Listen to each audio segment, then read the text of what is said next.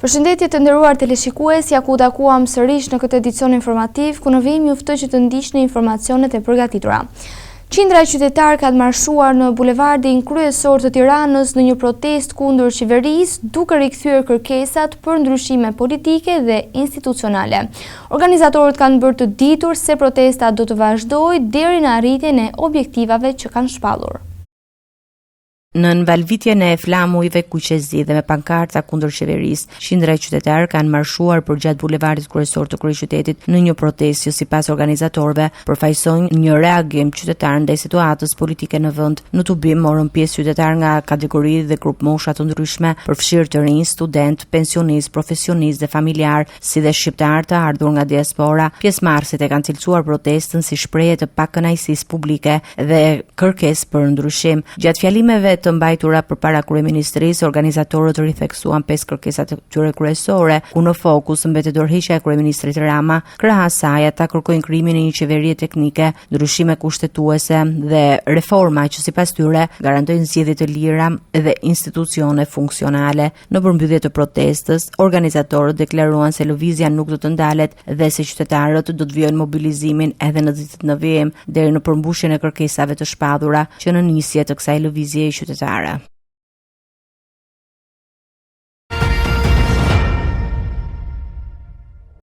Pas protestës së mbajtur një ditë më parë para kuvendit, qytetarët e zhvendosën këtë të mërkur tubimin e tyre përpara prokurorisë së posaçme. Gjatë protestës ata dorëzuan librin The Albanian Files, duke kërkuar nisjen e hetimeve ndaj kryeministrit Edi Rama për pretendimet që sipas tyre ngrihen në këtë botim.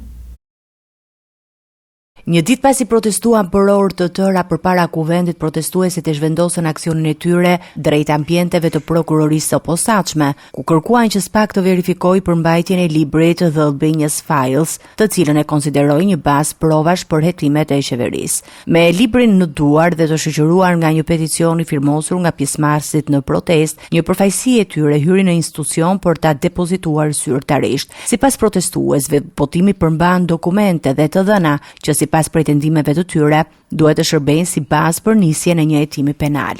SPAK e mbajti librin që ne dorëzuam, pas deklaratës tonë publike që ne kërkojmë nisjen e hetimit për atë që ne e çojmë si një skemë kriminale të kapjes shtetit, ata e mbajtën librin Albanian Files si dokument dhe na thanë që të presim përgjigje në ditët në vijim.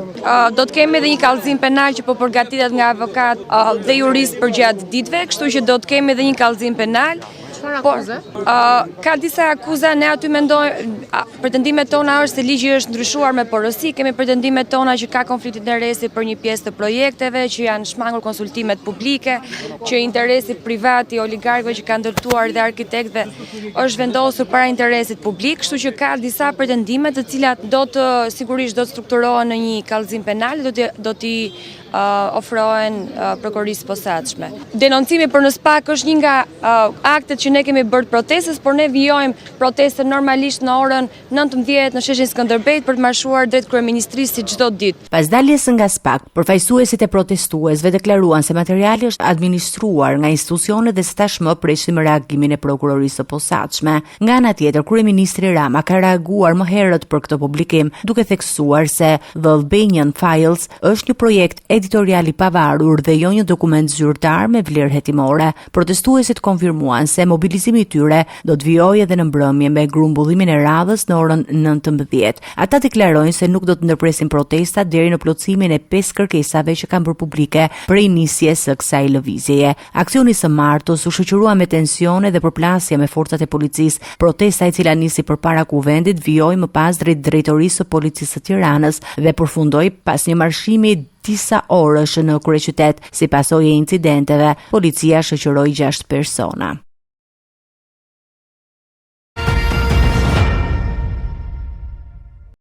Gjatë pjesëmarrjes në Forumin Evropian të Inovacionit dhe Sipërmarrjes Ruhr Summit në Gjermani, kryeministri Edi Rama komentoi edhe protestat që po zhvillohen në Tiranë. Ai cilësoi ato si një sinjal të rëndësishëm për qeverinë, por u shpreh se mesazhi i tyre është deformuar nga ndikimi i aktorëve të jashtëm dhe dinamika e rrjeteve digjitale. Kryeministri Edi Rama gjatë pjesëmarrjes në Forumin Evropian të Inovacionit dhe Sipërmarrjes Ruhr Summit në Gjermani ka folur edhe për protestat e zhvilluara në Tiranë, duke I konsideruar ato një mesazh të rëndësishëm për qeverinë e tij. E konsideroj një mesazh të rëndësishëm për mua dhe qeverisjen time, po mundohem ta dëgjoj me shumë kujdes, jo duke numëruar njerëzit, po duke u përpjekur të kuptoj shqetësimet. Qeveria e që resht të dëgjuari, resht të qeverisuri, ka pjesë të transformimit të Shqipërisë, sepse kemi jetuar në një kohë që protestat nuk lejoheshin, edhe erdhën në një periudhë kur protestat u bën të rrezikshme. Në të njëjtin bulevard ku flamingot festojnë lirinë, ishte njerëz që u vran, protestues që humbën jetën, jo shumë kohë më parë. Rama theksoi se kjo dukuri nuk është vetëm shqiptare, por një fenomen që po shihet edhe në vende të tjera europiane, ku rrjetet sociale dhe algoritmet sipas tij mund të përforcojnë indinjatën dhe të deformojnë debatin publik. Ajo që dua të them është që pas gjithë kësaj të mire, erdhi e keqja, erdhi modeli I biznesit. Protesta hyri në makinerinë e amplifikimit të algoritmik dhe protesta u shndrua në arenën e aktorëve dashakeqës. Kjo është e shëmtuar, jo protesta, jo I qytetarët, por shtrembërimi I realitetit. Dhe kjo nuk është një histori vetëm shqiptare. Algoritmi nuk ka nevojë të shtyp përmes një policie sekrete, apo duke rrahur njerëzit në rrugë, apo duke mbajtur të burgosur politik, por mbyt gjithçka tjetër përveç indinjatës. Kjo është ajo që shihni ju në Gjermani dhe në Europë. Në fjalën e tij, kryeministri u ndal dhe te roli I inteligjencës artificiale në administrat, duke thënë se qeveria shqiptare po e përdor teknologjinë për të rikonceptuar proceset vendimarrëse dhe për të ulur hapësirat e korrupsionit, veçanërisht në prokurimet publike. Ne nuk e sodhëm inteligjencën artificiale në qeveri për të zvendësuar njerëzit, por për të rikonceptuar një prej vendeve ku qeverisja demokratike është më e cënueshme. I bën vetes një pyetje, çfarë do të ndodhë nëse AI do të bëhej partner inteligjente gjatë procesit të prokurimit publik, dhe sot po ndërtojmë pikërisht këtë gjë, dhe ëndra ime është që ta finalizojmë dhe pastaj t'ia shesim Gjermanisë, po sepse pas 35 vitesh që Gjermania na gozhdon që duhet të luftojmë korrupsionin, do ishte fantastike nëse do të kontribonim që gjermanët të luftonin edhe ata ca nga korrupsioni I tyre. Kryetari I Partisë Demokratike Sali Berisha ka deklaruar se një raport faktmbledhës I miratuar nga Asamblea e PPE-s e përshkruan Shqipërinë si një vend të prekur nga krimi I organizuar dhe korrupsioni. Ai reagoi gjithashtu për incidentet gjatë protestës para kuvendit, duke akuzuar policinë e shtetit për përdorim të tepruar të forcës ndaj protestuesve. Kreu I Partisë Demokratike Sali Berisha deklaroi se Asamblea e Partisë Popullore Europiane ka miratuar një raport faktmbledhës për Shqipërinë, I cili sipas tij përshkruan një sistem të kapur nga krimi I organizuar, trafiku I drogës dhe struktura kriminale. Shqipëria është një shtet I kapur nga krimi droga, organizatat kriminale. Shqipëria sipas raportit I cili citon Videmin nuk bëri zgjedhje as të lira as të ndershme, por përkundrazi me deficitet të thella të mëdha në parimet themelore të procesit zgjedhor. Kreu I opozitës u ndal dhe tek ngjarjet e protestës së zhvilluar para kuvendit, duke dënuar reagimin e policisë së shtetit ndaj protestuesve. E kam quajtur një egërsi shtazore. Unë kam pa Saudi emrat përveç Goxhajt që e ka shpall Edi Rama agent të këtij e të atij me radhë, të cilët absolutisht nuk po kryenin asnjë akt dhune.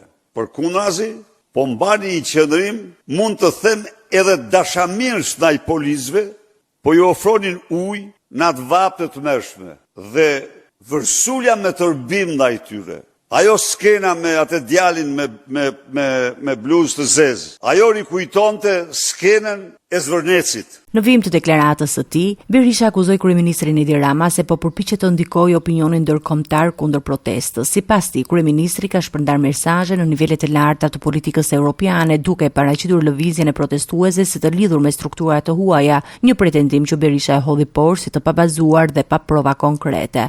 Ka shpërnda me qindra dhe mira mesazhe në të gjithë elitën europiane, në të cilat e paraqet lëvizjen e idealeve më fisnike rinore të trive shqiptar, si një lëvizje të organizuar dhe të frymëzuar nga garda revolucionare famzez e Iranit. Ka angazhuar kompani të huaja, ka angazhuar shuma të mëdha, një numër të madh, një armat të tërë në betejën kundër algoritmit, vetëm e vetëm që t'u marrë protestuesve algoritmit.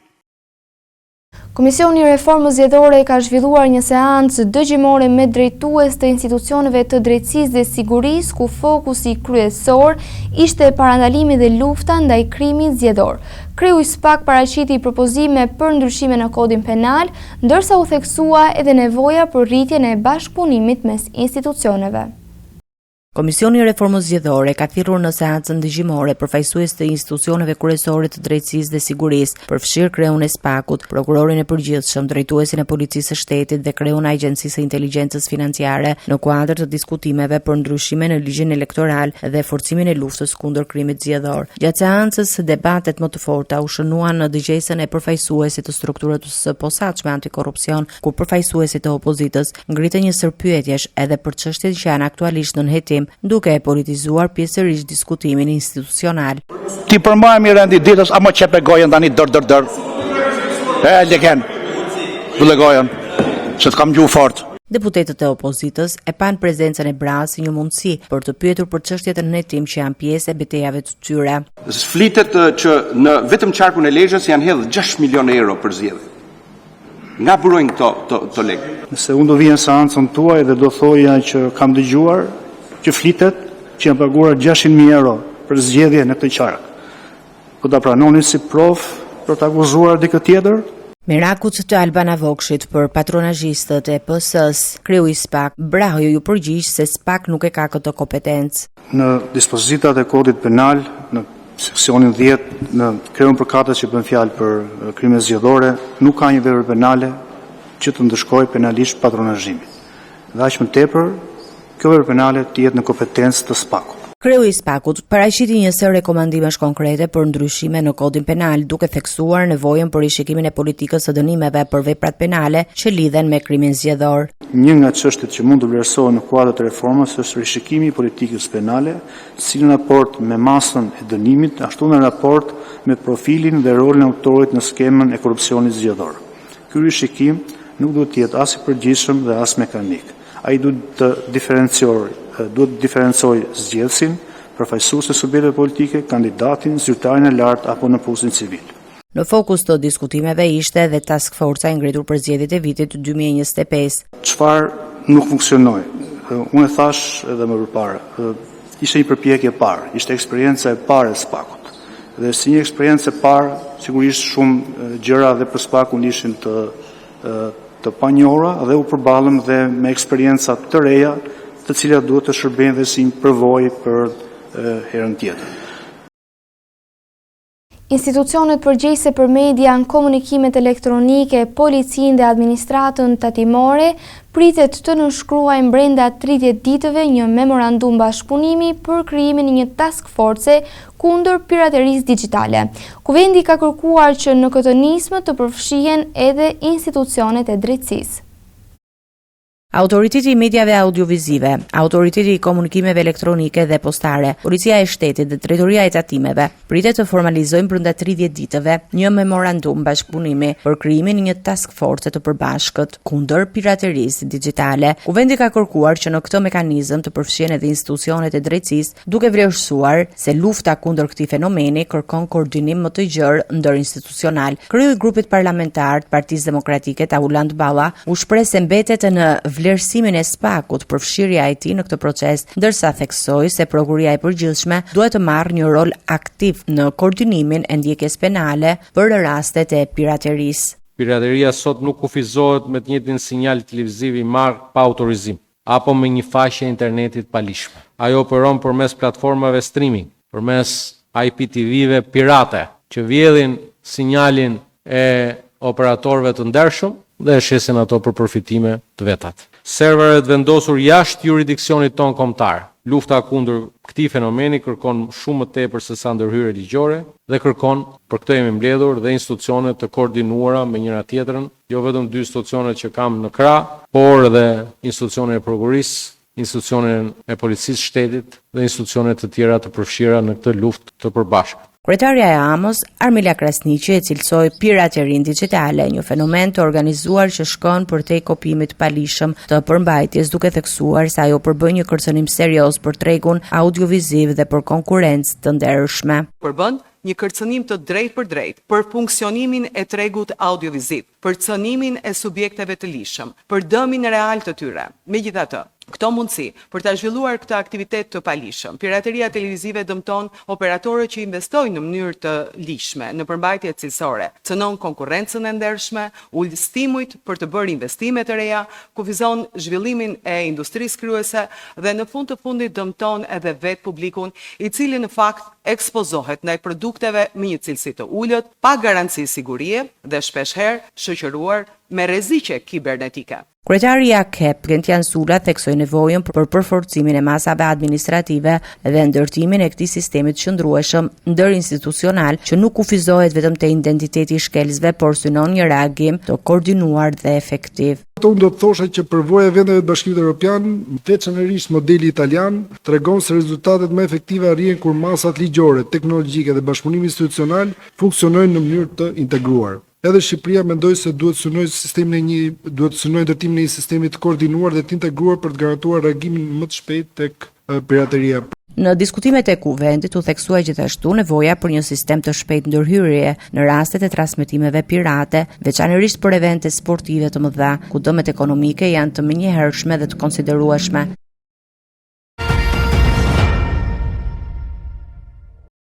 Gjendja shëndetësore të plagosurve nga aksidenti me autobus në linjën Berat-Tiranë ka shënuar përmirësim. Sipas spitalit të traumës, 5 pacientë janë larguar pas trajtimit mjekësor, ndërsa disa të tjerë vijojnë të marrin kujdes intensiv dhe të mbahen në monitorim të vazhdueshëm. 5 nga pasagjerët e furgonit që u aksidentua një ditë më parë në aksin rrugor Berat-Tiranë kanë lënë ambientet e spitalit të traumës pasi gjendja e tyre shëndetësore është stabilizuar pas trajtimit mjekësor. Sipas informacionit zyrtar nga spitali, pacientët kishin mbërritur në gjendje të vetëdijshme dhe nën kujdesin e mjekëve, ndërsa pas ekzaminimeve dhe ndërhyrjeve të nevojshme janë liruar këtë të mërkur. Mjekët bëjnë me dije se pritet të largohet edhe një tjetër i lënduar, duke çuar në 6 numrin e personave që dalin nga spitali. Në gjendje më të rënduar vijon të jetë një fëmijë 8 vjeçar, i cili po trajtohet në reanimacion, por sipas mjekëve paraqitet me parametra jetësore stabil. Po ashtu, nën monitorim intensiv ndodhet edhe një shtetase 56 vjeçare me 9 shtetësi, vietnameze dhe çeke, e cila ka dëmtime të shumta, por është e stabilizuar, ndërkohë një 14 vjeçar që fillimisht u raportua në gjendje të rëndë tashmë ka dalë nga rreziku për jetën dhe është transferuar në pavion, ku po merr trajtim për dëmtime në gjymtyrët e poshtme. 3 pacientë të tjerë vijojnë të qëndrojnë në observim në urgjencën e traumës pas ndërhyrjeve kirurgjikale dhe sipas mjekëve gjendja e tyre paraqitet e qëndrueshme. Sa i përket shoferit të furgonit 36 vjeçar që humbi jetën në vendngjarje, grupi hetimor dyshon për një atak kardiak si shkak të mundshëm të aksidentit, pasi deri tani nuk janë konstatuar shenja të frenimit apo manovrave shmangëse. Sipas të dhënave paraprake, ai nuk rezulton me shkelje të mëparshme në qarkullim, ndërsa automjeti kishte kaluar kontrollin teknik rreth një muaj më parë. Gjykata e posaçme ka rrëzuar akuzat e ngritura nga SPAK ndaj kryetares së bashkisë Roskovec Majlinda Bufi, duke e shpallur të pafajshme për akuzën e përdorimit të funksionit publik për qëllime zgjedhore. Vendimi u mor pas hetimeve që lidhen me zgjedhjet vendore të 14 majit të vitit 2023. Gjykata e posaçme ka shpallur të pafajshëm kryebashkiaken e Roskovecit Majlinda Bufi, e cila është marrë pandehur nga SPAK për akuzën e përdorimit të funksionit publik për veprimtarinë zgjedhore. Hetimi ndaj saj ishin nisur pas dyshimeve se gjatë fushatës së zgjedhjeve vendore të 14 majit 2023, ajo kishte përdorur detyrën për të ndikuar në vullnetin e votuesve. Çështja u hap pas publikimit të një videoje ku sipas prokurorisë së posaçme kryebashkiakja shfaqej duke ushtruar presion ndaj një qytetare për të mos votuar. Gjatë shqyrtimit gjyqësor rezultoi se shtetasi i përfshirë në video kishte votuar në zgjedhje, ndërsa gjykata vlerësoi gjithashtu se materiali filmik kishte realizuar shumë kohë përpara periudhës zgjedhore, duke konsideruar këtë një element në favor të pandehurës. Prokuria e posaçme kishte kërkuar më herët dënimin me burg me mundësinë e konvertimit në shërbim prove për 2 vite. Gjykata konstatoi se nuk u pranua më tej çdo dyshim i arsyetueshëm që kryebashkiakeja të ketë kryer veprën penale për cilën akuzohej. Në vendim u urdhëruar që materialet e sekuestruara përfshirë USB-n në skedarin Roskoveci dhe 2 skedar të tjerë të administruar në dosje mbeten pjesë e dokumentacionit gjyqësor. Vendimi mund të ankimohet brenda 15 ditëve në gjykatën e posaçme të apelit, ndërsa seanca u shpall nga gjyqtarja Irena Gjoka. Gjykata e lartë ka vendosur të shfuqizojë vendimin e apelit të Tiranës që dënoi me burgim të përjetshëm Mexhit Picarin për vrasjen e dhëndrit të tij, Kudret Saliaj. Çështja do të rikthehet për rigjykim në apel nga një trup tjetër gjykuese.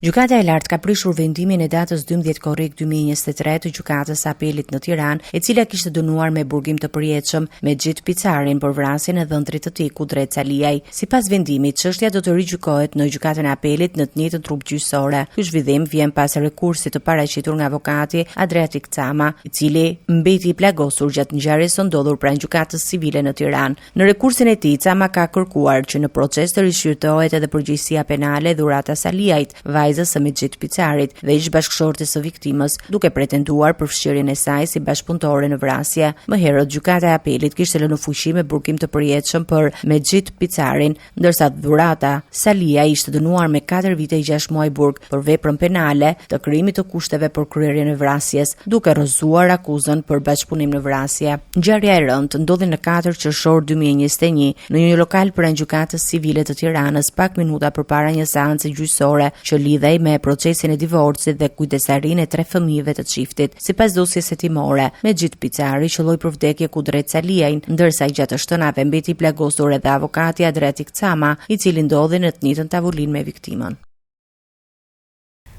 Seanca gjyqësore në apelin e posaçëm ndaj Ilir Selmanit, i dënuar me 26 vite burg për vrasjen e ish policit Santiago Malco, është shtyrë. Vendimi u mor për shkak të mungesës së konkluzioneve nga mbrojtja, ndërsa Selmani vazhdon të qëndrojë në arrest shtëpia. Seanca në apelin e posaçëm për çështjen e Ilir Selmanit, i dënuar më herët me 26 vite burg për vrasjen e ish policit Santiago Malco, është shtyrë për një datë tjetër. Shtyrja e seancës erdhi pasi avokatët mbrojtës nuk kishin përgatitur konkluzionet përfundimtare, duke bërë që gjykata të caktojë seancën e radhës me 7 korrik. Ilir Selmani, i cili aktualisht ndodhet në masën arrest shtëpie, u shoqërua në ambient të apelit posaçëm për zhvillimin e seancës. Masa ndaj tij është ndryshuar më herët pas përfundimit të afatit të paraburgimit dhe kthimit të çështjes për gjykim nga Gjykata e lartë në apelin e gjykatës. Gjykata ka miratuar më herët Selmanin edhe kërkesën për ndryshim në vendbanimi për shkak të kushteve të vështira në të cilat qëndronte. Ndërkohë, situata për banesës së tij ka qenë tensionuar. Pak ditë më parë, pranë zonës ku ai qëndron, në ruajtje policore, u arrestua me armë Emiliano Nina, një person i njohur për lidhje me Ervis Martinaj, ngjarje që ka ngritur dyshime për një tentativë të mundshme atentati me motive hakmarrjeje. Ilir Selmani është shpadhur fajtor nga GKK-ja si pjesë një grupi të njohur si Duka për ekzekutimin e ish policit Santiago Malco në 19 gusht 2019, ngjarje që dyshohet të ketë lidhje me konfliktet e botës së krimit të organizuar.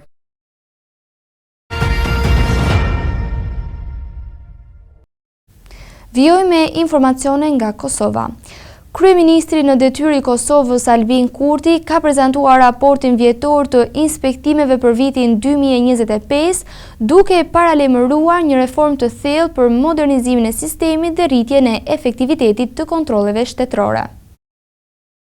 Kryeministri në detyrë i Kosovës Albin Kurti ka prezantuar raportin vjetor të inspektimeve për vitin 2025, ku ka bërë të ditur se qeveria synon modernizimin e plotë të sistemeve të inspektimit dhe kalimin drejt një modeli të ri të bazuar në vlerësimin e riskut. Sipas këtij modeli, subjektet ekonomike do të karakterizohen sipas nivelit të rrezikut që paraqet aktiviteti i tyre. Bizneset me risk më të lartë do të nënshtrohen kontrolleve më të shpeshta, ndërsa subjektet që përsërisin shkeljet ligjore do të përballen me masa më të ashpra për fshirë gjobat dhe kallëzimet penale. Reforma është vlerësuar edhe nga Banka Botërore, e cila thekson se një sistem i inspektimit funksional dhe i mirë strukturuar krijon kushte më të favorshme për investime dhe rritsigurin ekonomike, ndërsa reduktimi i burokracisë ndikon pozitivisht në zhvillimin e biznesit. Ndërkohë, sipas disa organizatave monitoruese, gjatë vitit 2025 është regjistruar rritje numrimit të inspektimeve në Kosovë dhe kjo nuk është shoqëruar gjithmonë me përmirësimin e zbatimit të ligjit, pasi në disa raste sanksionet nuk janë konsideruar mjaftueshëm parandaluese. Qeveria e Kosovës thekson se reforma e re synon të adresojë pikërisht këto mangësi duke forcuar kontrollin, por edhe duke rritur efektivitetin e ndëshkimeve ndaj shkelësve të ligjit.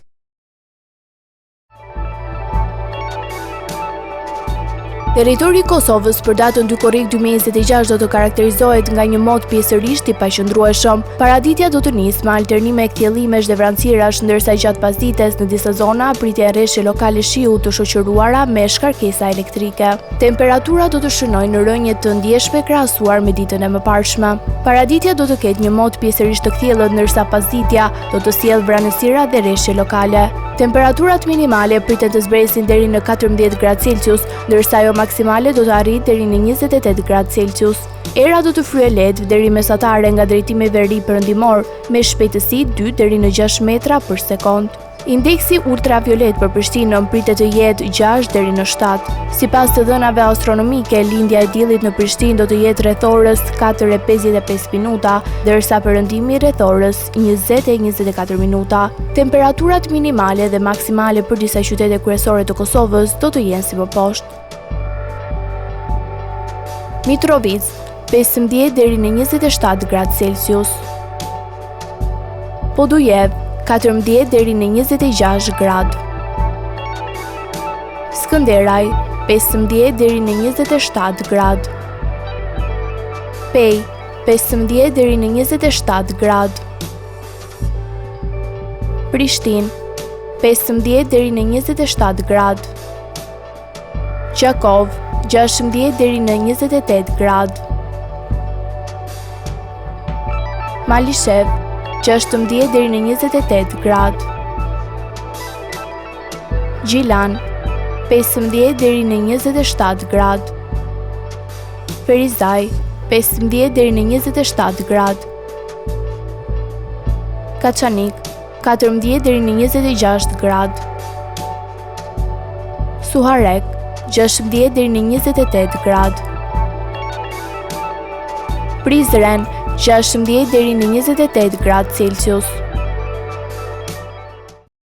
Të nderuar teleshikues, kjo ishte gjithçka që kishim përgatitur në këtë edicion informativ. Së bashku do të rishihemi në edicionet e ardhshme. Deri atëherë, miru takofshim.